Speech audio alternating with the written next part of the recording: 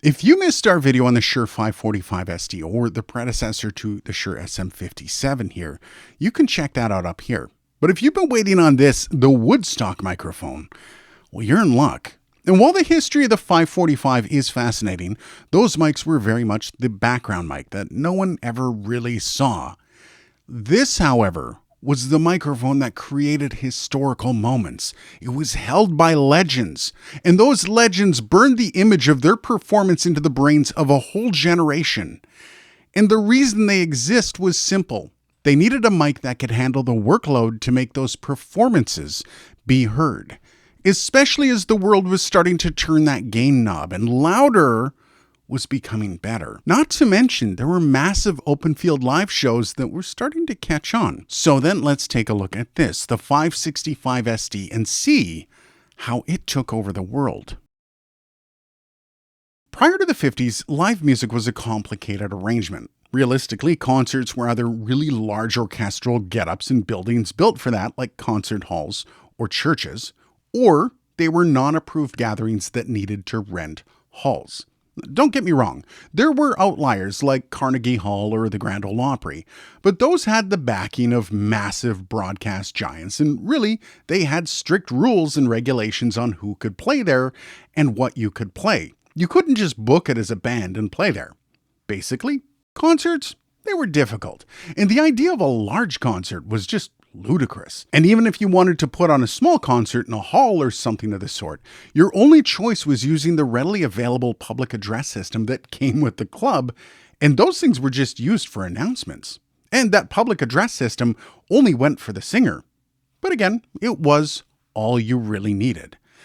However, there was a movement happening. Elvis was already creating issues with live sound, particularly in how to make sure people could hear him over the throngs of screaming fans. But then 1960 hit, and the Beatles dropped. And this is when promoters started to realize that they needed much bigger venues. But where? Now, the first ever stadium concert performance is hotly debated. The world would like you to think that it was the Beatles at Shea Stadium in New York in 1965. But it wasn't. It was the first to really make headlines. But depending on who you ask, it was either Sister Rosetta Tharpe on July 3rd, 1951, or Elvis in Vancouver, Canada on August 30th in 1957. I'm not going to be a part of that argument. I will leave that to Reddit. Now, there's a few reasons why stadium shows didn't really catch on at that time, except for the biggest names. That's mostly because it sounded like crap. And again, remember, all live shows just went through the public address system, a system not exactly meant to grab the shimmer from Ringo's splash or the sparkle of Elvis's guitar. And if you ask anyone that attended any of these concerts back then, they would use one word to describe it: loud. More often than not, unnecessarily loud. Live event sound wasn't really a thing at the time. There was no such thing as a front-of-house engineer. Now, speaking of that live concert at Shea Stadium, it was a massive shit show because that PA system was only intended for announcements during Mets games, and most people there couldn't even hear the band over the screaming fans. And it's because of these massive early concerts that sound engineers, who were mostly burrowed into their studios and small concert halls, started to expand the concept of live sound. And one of the first to really grab the mic by the cord was McCune Sound out of San Francisco. They literally started the concert festival concept with the Monterey Pop Festival. By the way, up until 2024, McCune was still doing the sound for the Monterey Jazz Festival. That's pretty cool. However, with the Monterey Pop Festival in the rearview mirror, the concept was growing on fans and organizers alike.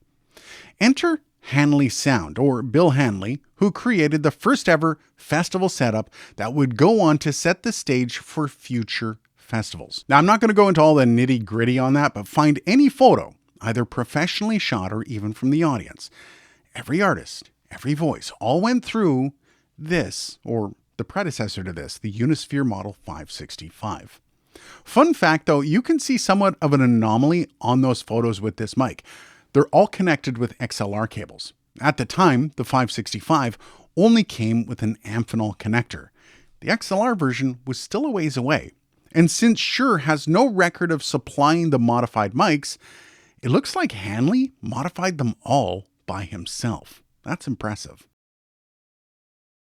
Now, of course, we are talking about the 565 SD, the updated version with the XLR and all. And again, several things that I pointed out in the first 545 SD video are still true. This is the original Unidyne capsule before it started getting tweaked over the years on the SM58. I've seen a few people in the comments yelling that they're the same capsule, and well, no, they're not. Easiest way to tell is the frequency response graph. If that's not enough for you, well, the sound should tell you as well. You can actually hear the difference. Now, it isn't night and day, which is why they still say that the SM58 and 57 are based on the Unidyne capsule. That distinction is actually important. Also, as you look at the 565, you definitely notice why they called it the Unisphere, as that ball really does catch the eye and stand out. And in a way, it's literally just a blinged up SM58, both aesthetically, but also sound-wise as well. You can even see as you compare the frequency response graph that the 565 is just more juiced in the highs. And you can hear that as well, especially as I go back and forth between these mics. And finally, much like the 545 SD, this also offers you the ability to change the impedance with a bit of surgery on the mic. Now, when you put it side by side with the SM58 though, those same differences pop up from the 545 and 57 chat we had last week. But the biggest difference here is that Unisphere. Very different look and design to that ball, and of course, much more sparkly.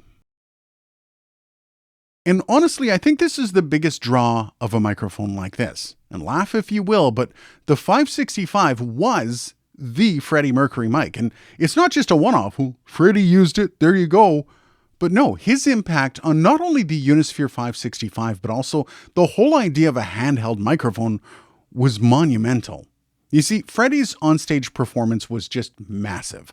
Dude not only had the best voice of all time, he also understood what his role needed to be as a frontman.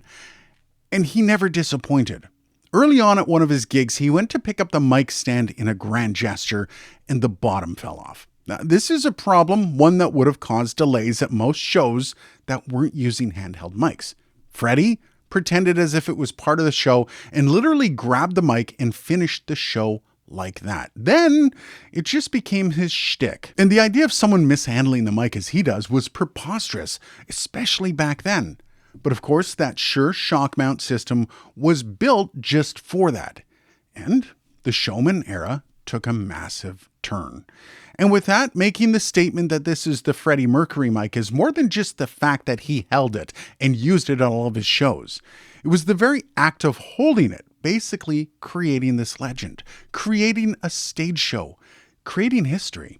So yeah, owning a piece of history like this is kind of cool. Now, again, this isn't a pitch for you to buy the microphones. This is just me showing off a really cool microphone that I love. But if you do want to check them out, I have them listed below for you, and they are affiliate links. So just by clicking on those, you are supporting the channel. Cheers, guys, and thanks for watching.